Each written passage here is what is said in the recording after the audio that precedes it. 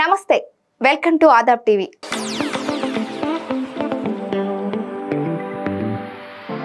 ఉత్తరప్రదేశ్లో జరుగుతున్న కుంభమేళలో ప్రతిరోజు ఎన్నో చిత్ర విచిత్రాలు జరుగుతూ ఉంటాయి।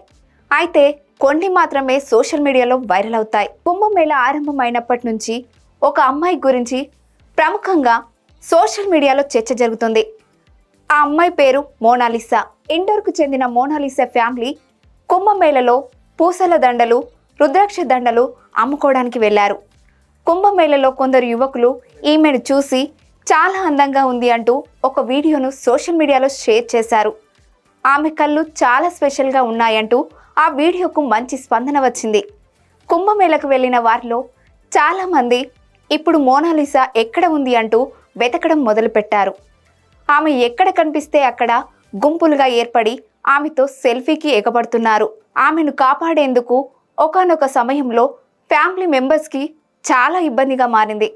సోషల్ మీడియాలో అప్పుడప్పుడు ఇలా వైరల్ కావడం మనం చూస్తూనే ఉంటాం। మోనాలిసా సోషల్ మీడియాలో వైరల్ అయిన వెంటనే ఎవరో ఒకరు ఖచ్చితంగా పిలిచి సినిమా ఆఫర్లు ఇస్తారని అంతా భావించారు। అయితే సినిమా ఆఫర్పై మోనాలిసా స్పందన ఏంటి అనేది చూడాలి। బాలీవుడ్ దర్శకుడు సనోజ్ మిశ్రా తన సినిమాలో కుంభమేళ మోనాలిసాకి ఛాన్స్ ఇవ్వాలని అనుకుంటున్నట్లు చెప్పుకొచ్చాడు। త్వరలోనే మోనాలిసాను కలుస్తాను అన్నాడు। అయితే ఆయన తీయబోతున్న సినిమా ఏంటి, ఆమెను ఏ పాత్ర కోసం ఎంపిక చేయబోతున్నదనేది క్లారిటీ ఇవ్వలేదు। నటిగా చేసే ఉద్దేశం మోనాలిసాకు ఉందా అంటూ కొందరు అనుమానం వ్యక్తం చేస్తున్నారు। బాలీవుడ్ వంటి అతిపెద్ద ఇండస్ట్రీలో నటించే అవకాశాల కోసం లక్షల మంది వెయిట్ చేస్తూ ఉంటారు।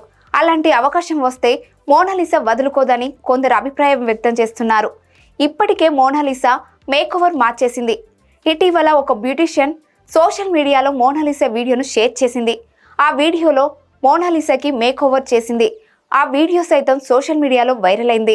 మోనాలిసా ఈ మధ్య సోషల్ మీడియాలో వైరల్ అయింది, కానీ ఆమె ఇన్స్టాగ్రామ్, యూట్యూబ్ ఛానల్, ఎక్స్ ఖాతాలు చాలా కాలంగా ఉన్నాయి।